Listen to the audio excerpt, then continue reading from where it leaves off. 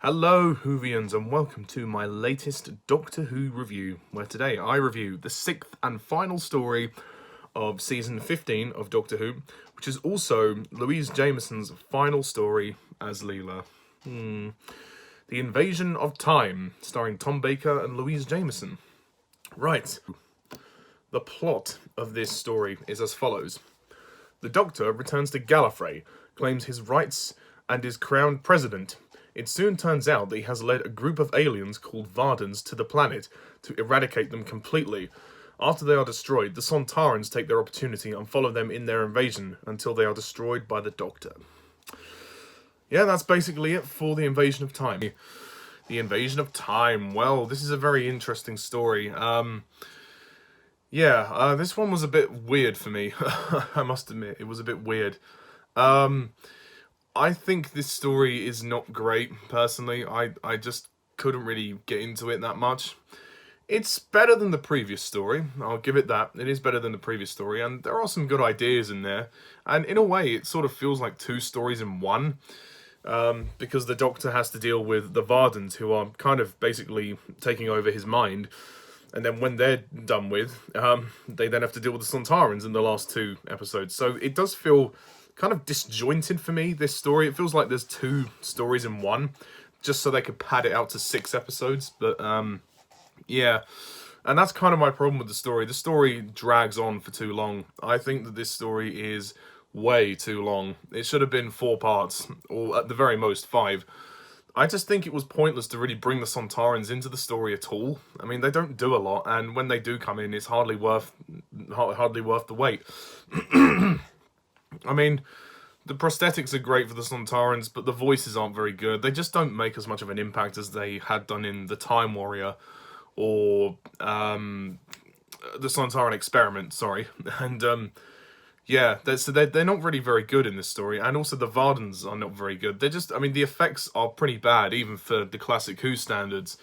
While the effects are better than Underworld, I'll give it that. So I guess I'll take it, but the Vardans just don't look very intimidating for me. They really don't. And they look like sort of people that are wearing sort of plastic bags over them, like those kind of you know, like what you like you would wrap a gift bag in, like this see-through plastic. It's like that, and it just doesn't look very good.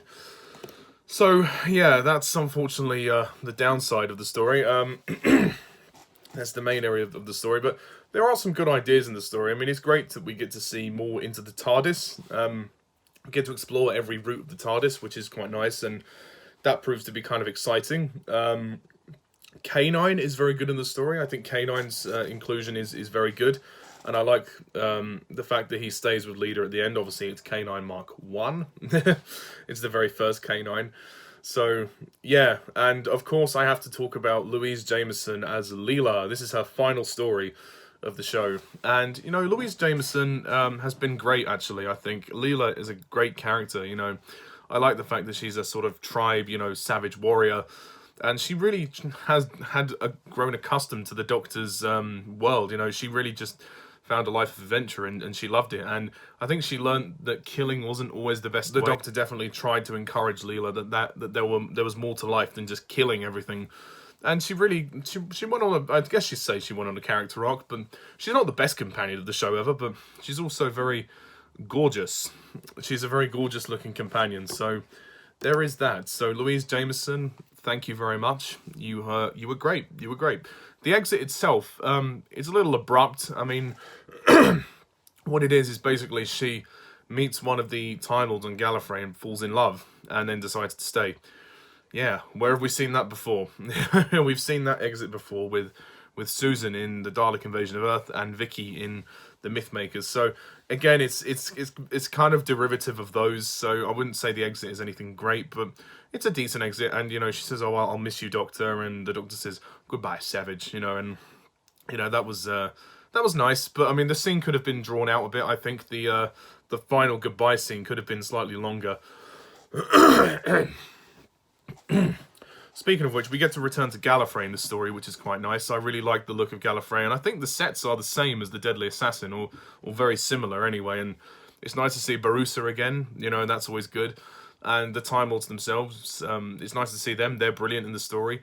And the Doctor being president is something interesting, although sadly it's not an honour that he continues to to have by the end of the story. But it's nice that we go back to Gallifrey. However, most of this story is very talky. There's too much talking, and there's not enough excitement in the story. It really is a drag to sit through.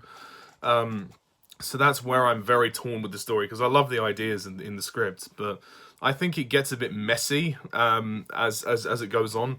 I think when we get to the halfway point of the story, it really does kind of go all over the place with the villains. And then also there's a part when we see the outside of the Citadel where Leela encounters some Gallifreyan tribesmen.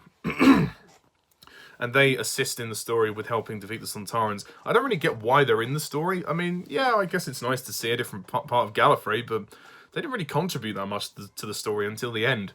So, yeah. But even as the story goes towards the end, it really just sags for me. The pacing really is slow. And, you know, I really struggled to retain my interest. This really should not have been 6 parts. I'm sorry. It really shouldn't have been 6 parts. I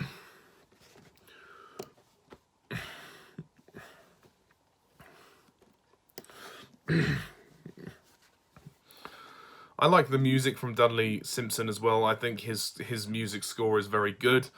The script is written by David Agnew, and it's, like I said, it's a little messy. I think introducing the Sontarans in episode 4, the very end of episode 4, was too late. I think the Sontarans should have been in the story throughout, really. They should have come in episode 2 or 3, because that would have been good. I think the whole Varden thing was kind of pointless as well. Like, I think the Sontarans just should have turned up, you know, in episode 2, like I said, and forget the whole Varden thing, because that doesn't go anywhere. And they defeat the Vardens so quickly, and then they're like, well, yeah, let's celebrate, and then the Sontarans just turn up. So it does feel either very disjointed or very messy, and like kind of like 2 stories in one. Really, it's very jarring. I think this one, the direction by Gerald Blake, it's okay. I guess the story just about hangs together, but I mean, I can't really say that I enjoyed it all that much. It isn't awful. It isn't awful. There are some good ideas in there, and there are some good parts to it. And I do like K9's inclusion to the story. And Tom Baker is also very good in the story as well. Sorry, I forgot to mention Tom Baker is very good in this one.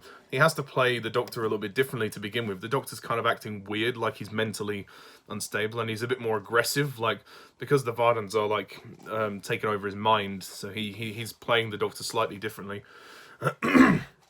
As for the supporting cast, obviously, the voice of the Vardens I don't really think are that good either.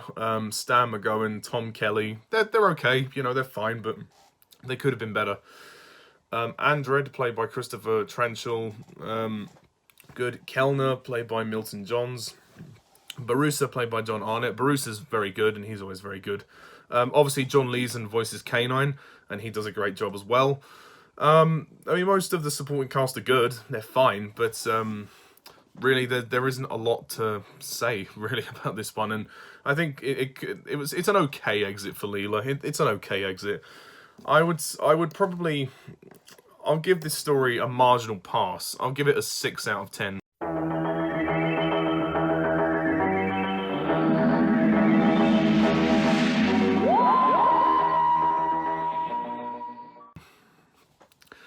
Yeah, I wasn't really that keen on it, to be honest. I would have to be in the mood to watch it again. I really do think that the script needed some work, and the structure of this story really needed a lot of work, but I've seen worse. I've seen better, but I can't fault some of the ideas in the story. So, yes, and bye-bye Leela. Thank you very much, Louise Jameson. Goodbye. See ya. Oh, she's one of the sexiest companions ever. She really is. And, of course, in the next story, it will be the Rebos operation where we will see Romana. But before we go, we must do, as always, at the end of a season, the mini ranking. Woohoo! Okay, so... Okay, this is, again, just a personal list. It's very subjective. My own personal list in terms of my opinions. If you want my opinions, watch each of the reviews as you know, of season 15. But the list is done in order of personal preference. So there we go. Number 6 at the bottom, quite obviously, it's Underworld.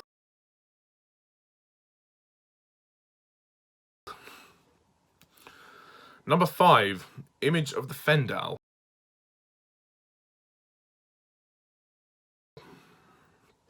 Number 4, The Invasion of Time.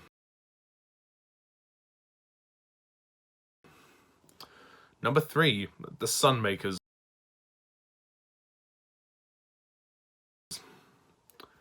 Number 2, The Horror of Fang Rock.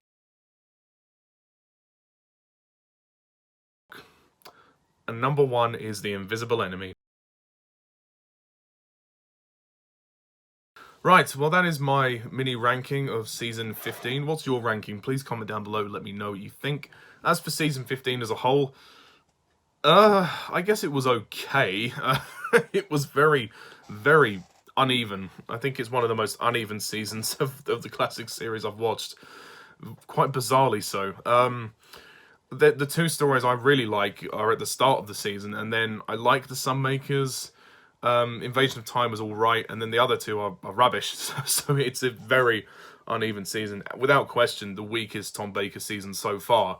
Again, I haven't seen seasons 16, 17, and 18. I'm a first-time viewer, so I haven't seen those yet.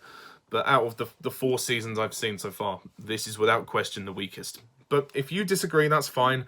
But I do think that Philip Hinchcliffe was let go too early from the show. It would have been lovely to have seen him carry on. But hey, such as that was not going to happen. But never mind. Okay, so that's it for my review of The Invasion of Time. So yes, please leave your comments down below. Let me know what you think, and stay tuned next time when we go into season 16. And I just want to say before I go that I'm going to be taking a few days out from Doctor Who reviews. I've been reviewing Tom Baker's last couple of seasons consistently for the past week or so. I just need a few days off, I think, to recuperate. So I'm going to review some other things. I'm going to continue my Mandalorian reviews, and I'm going to review some other movies. So yes, so I will return in a few days' time, maybe next week, for season 16, when we start with the Ribos operation, or the Rebos operation, however you say it. Someone was bound to correct me. So stay tuned for that, and until next time, see you soon.